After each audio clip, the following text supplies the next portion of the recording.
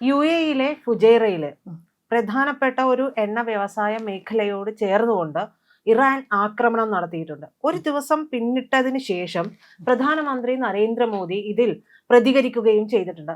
നമ്മുടെ ഇന്ത്യക്കാരായിട്ടുള്ള 3 പേർക്ക് പരിക്കേൽക്കുക കൂടി ചെയ്തിട്ടുള്ള സംഭവമാണ്. അപ്പോൾ ഇനി എങ്ങനെയായിരിക്കും ഇതിന്റെ ഒരു നയതന്ത്ര വശങ്ങൾ എടുത്തു നോക്കി കഴിഞ്ഞിട്ടുണ്ടെങ്കിൽ കാര്യങ്ങളുടെ ഒരു പോക്ക്? പ്രജിത, അത് ഇന്നലെ ആണ് ഈ ആക്രമണം നടന്നത്. ഏതാണ്ട് 12 ബലിസ്റ്റിക് മിസൈലും പിന്നെ 3 ക്രൂയിസ് മിസൈലും 4 ഡ്രോൺസുമാണ് ഈ ആക്രമണത്തിൽ പങ്കെടുത്തത്. എല്ലാം തന്നെ വന്നത് ഇറാനിയൻ ഡിഫൻസ് ഫോഴ്സസിന്റെ നേതൃത്വത്തിൽ ആക്രമണത്തിൽ നിന്നാണ്. പല സൈറ്റുകളിലും ഡ്രോൺ ആക്രമണം എന്ന് മാത്രമാണ്. അല്ല, മിസൈൽ അറ്റാക്ക്, ക്രൂയിസ് മിസൈൽ അറ്റാക്കും പിന്നെ ബലിസ്റ്റിക് മിസൈൽ 12 എണ്ണം. ബലിസ്റ്റിക് മിസൈൽ എന്ന് പറഞ്ഞാൽ ഭൂഖണ്ഡാന്തര മിസൈലുകളെയാണ് ബലിസ്റ്റിക് മിസൈൽ എന്ന് പറയുന്നത്. അപ്പോൾ അത്രയും ആക്രമണം അവർ നടത്തിയിട്ടുണ്ട്. അതൊരു വളരെ നിർഭാഗ്യകരമായ സംഭവമാണ്. 3 ഇന്ത്യക്കാർക്ക് പരിക്ക് പറ്റി. അപ്പോൾ അത് പ്രധാനമന്ത്രി നരേന്ദ്രമോദി അതിനെ നിശിതമായിട്ട് വിമർശിച്ചിട്ടുണ്ട്. അത് മാത്രമല്ല, അദ്ദേഹം പറഞ്ഞിരിക്കുന്നു, ഈ സമയത്ത് UAE-യോടൊപ്പമാണ് ഞങ്ങളുടെ മനസ്സ്. ഞങ്ങൾ ഇന്ത്യക്കാരെന്നും UAE-യോട് ഐക്യദാർഢ്യം പ്രകടിപ്പിക്കും.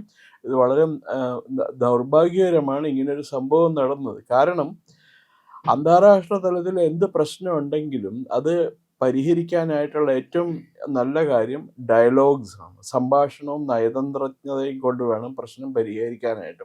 Discussion and dialogues. അതല്ലാതെ വെറുതെ കയറിയിട്ട് ഒരു രാജ്യത്തിൻ്റെ ഇൻഫ്രാസ്ട്രക്ചർ നേരെ, തന്ത്രപ്രധാനമായ എണ്ണ ഉൽപാദന കേന്ദ്രങ്ങൾക്ക് നേരെ ആക്രമണം നടത്തുന്നത് വളരെ ദൗർഭാഗ്യകരമാണെന്നാണ് പ്രധാനമന്ത്രി പറഞ്ഞിരിക്കുന്നത്.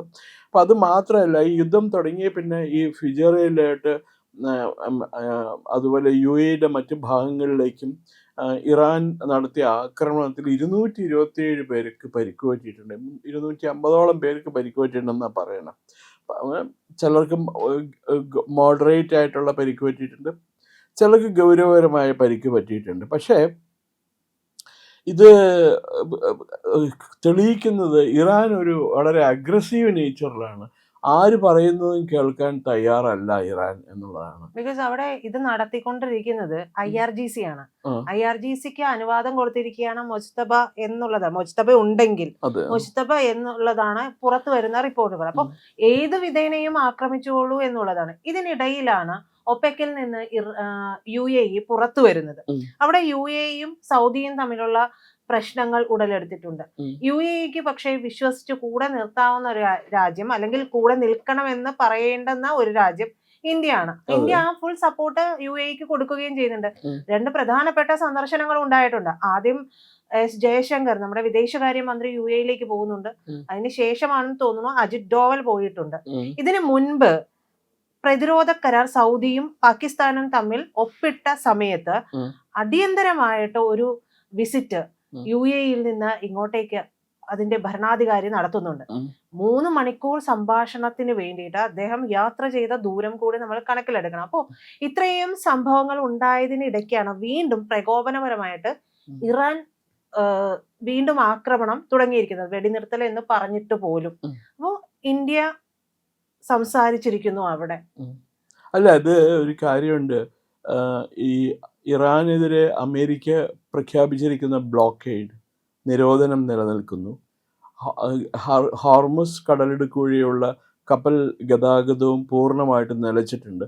അപ്പോൾ അവിടെ കുടുങ്ങിക്കിടക്കുന്ന കപ്പലുകളെ പുറത്തേക്ക് കൊണ്ടുവരുന്നതിനും അതുപോലെ അവിടേക്ക് പോകുന്ന കപ്പലുകളെ സുരക്ഷിതമായിട്ടുള്ള റൂട്ടിലേക്ക് മാറ്റുന്നതിനും അമേരിക്കൻ സെൻട്രൽ കമാൻഡിൻ്റെ കീഴിലുള്ള കപ്പലുകളും ബോട്ടുകളുമാണ് രംഗത്തിറങ്ങുന്നത്. അത് ഇറാനെ പ്രകോപിപ്പിച്ചിട്ടുണ്ട്. ഇറാൻ വിചാരിക്കുന്ന പോലെയൊന്നും സംഗതികൾ പോകുന്നില്ല. ഇറാന് ഈ അമേരിക്കയ്ക്ക് നൽകിയിരിക്കുന്ന കണ്ടീഷൻസ്, അതായത് യുദ്ധം അവസാനിപ്പിക്കാൻ ഞങ്ങൾ മുന്നോട്ട് വയ്ക്കുന്ന നിർദ്ദേശങ്ങൾ എന്ന് പറഞ്ഞ് കൊടുത്തിരിക്കുന്നത് അമേരിക്കയ്ക്ക് ഒട്ടും സ്വീകാര്യവുമല്ല. കാരണം അമേരിക്കയ്ക്ക് സ്വീകാര്യമായിട്ടുള്ള രണ്ട് കാര്യങ്ങളെ പറയുന്നുള്ളൂ. നിങ്ങളുടെ കയ്യിലുള്ള എൻറിച്ച്ഡ് യുറേനിയം ഞങ്ങൾക്ക് തരിക, നിങ്ങളുടെ എൻറിച്ച്മെൻറ്റ് പദ്ധതി നിങ്ങൾ ഇതോടുകൂടി അവസാനിപ്പിക്കുക, ഇത് കഴിഞ്ഞിട്ട് ബാക്കി എന്ത് കാര്യവും സംസാരിക്കാമെന്ന് അമേരിക്ക പറഞ്ഞിട്ടുണ്ട്. ഇപ്പോൾ അവരുടെ ആശങ്കകൾ, അമേരിക്കയുടെ ആശങ്കകൾ, ഇസ്രായേലിൻ്റെ ആശങ്കകൾ വളരെ ഗൗരവകരമാണ്. ഈ പറയുന്ന ഇവര് നിർമ്മിക്കാൻ പോകുന്ന അണുബോംബ് ഹമാസിന്റെ കയ്യിലോ അതല്ലെങ്കിൽ ഈ എന്താ മറ്റേ ഹെസ്ബോളയുടെ കയ്യിലോ കിട്ടുകയാണെങ്കിലത്തെ കാര്യം ഒന്ന് ആലോചിച്ച് നോക്കൂ. ഇസ്രായേൽ വെടിനിർത്തിയിരുന്നു ലെബനനിൽ, സദേൺ ലെബനനിൽ ഇസ്രായേൽ വെടിനിർത്തി. എന്നാൽ അതിന് തക്കതായ ഒരു അക്നോളജ് ചെയ്തുകൊണ്ട് ഹെസ്ബുള്ള വെടിനിർത്തൽ പ്രഖ്യാപിച്ചിട്ടില്ല. മാത്രമല്ല ഇസ്രായേലിന് നേരെയുള്ള ആക്രമണം അവർ തുടരുകയും ചെയ്യാണ്. അപ്പൊ അതൊന്ന് ആലോചിച്ച് നോക്കി, പ്രജിത ആലോചിച്ച് നോക്കി, എന്താ ചെയ്യേണ്ടത്, ഇസ്രായേലിന് എന്താ ചെയ്യാൻ കഴിയാം? സർ, അതേ സമയത്ത് തന്നെ മറ്റൊരു കാര്യം സംഭവിച്ചിട്ടില്ലേ? കാരണം അമേരിക്ക വെടിനിർത്തൽ വേണമെന്ന് പറയുന്നു, ആ ചർച്ചയിൽ വരുന്നു, അമേരിക്ക തന്നെ പറയുന്നു വെടിനിർത്തൽ ഉണ്ട് എന്ന് പറയുന്നു. ഈ വെടിനിർത്തൽ ഉണ്ട് എന്ന് പറയുന്ന നിമിഷം തന്നെ ഇസ്രായേൽ ആക്രമിക്കുന്നുണ്ട് ഇറാനെയൊക്കെ. ഇസ്രായേൽ ഇറാനെതിരെ ആക്രമണം അഴിച്ചുവിടുന്ന് പറഞ്ഞിട്ടുണ്ട്. അവർ ഇതുവരെ ആക്രമിച്ചതായിട്ടില്ല. ലെബനനിൽ, സദേൺ ലെബനനിൽ അവർ ആക്രമണം നടത്തുന്നുണ്ട്. കാരണം അതിന് പ്രധാന ഉത്തരവാദിത്വം ഹെസ്ബുള്ളയ്ക്കാണ്. ഹെസ്ബുള്ള എന്ന് ആക്രമണം നിർത്തണോ, എന്ന് വെടിനിർത്തൽ പാലിക്കണോ, ആ സമയം ഇസ്രായേലും എന്താ പറയണേ, അവരുടെ സൈഡിൽ നിന്നുള്ള ആക്രമണം അവർ നിർത്തും. അവർക്ക് അവരുടെ സുരക്ഷിതത്വം നോക്കണ്ടേ? നിരപരാധികളായ ജനങ്ങളാണ് കൊല്ലപ്പെട്ടു പോണത്, മുഴുവനും പരിക്കേൽക്കുന്നത്. അവരുടെ കെട്ടിടങ്ങൾ അവിടെ മുഴുവൻ തകർത്തിരിക്കുകയാണ്.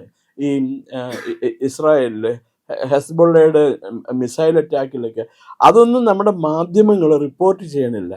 അത് കവറപ്പ് ചെയ്ത് കഴിഞ്ഞിട്ട് ഇവര് ഇസ്രായേൽ തിരിച്ചടിക്കുന്നതിൻ്റെ ഷോട്ട്സും അതിൻ്റെ ഇമ്പാക്റ്റ് മാത്രമാണ് കാണിക്കുന്നത്. അത് തെറ്റാണ്, ആ നടപടി തെറ്റാണ്. ഇതിനിപ്പോൾ നമുക്ക് ഒരു എന്താ പറയണേ, ഒരു നിലപാടെടുക്കുകയാണെങ്കിൽ ആ നിലപാടിന് എന്താണ്, ഇറാൻ അവരുടെ ആണവ ആയുധ പരിപാടി അവസാനിപ്പിക്കണം. അത് മാത്രമേ ഇതിനൊരു മാർഗമുള്ളൂ. രണ്ട് കാര്യം അവർക്ക് പറയേണ്ട ആവശ്യമുള്ളൂ. അവരെ സംബന്ധിച്ചിടത്തോളം ഇപ്പോൾ അവർ ന്യൂക്ലിയർ റിയാക്ടർ സ്ഥാപിച്ച് ആ വൈദ്യുതി ഉൽപ്പാദിപ്പിക്കേണ്ട ആവശ്യമൊന്നും അവർക്കില്ല.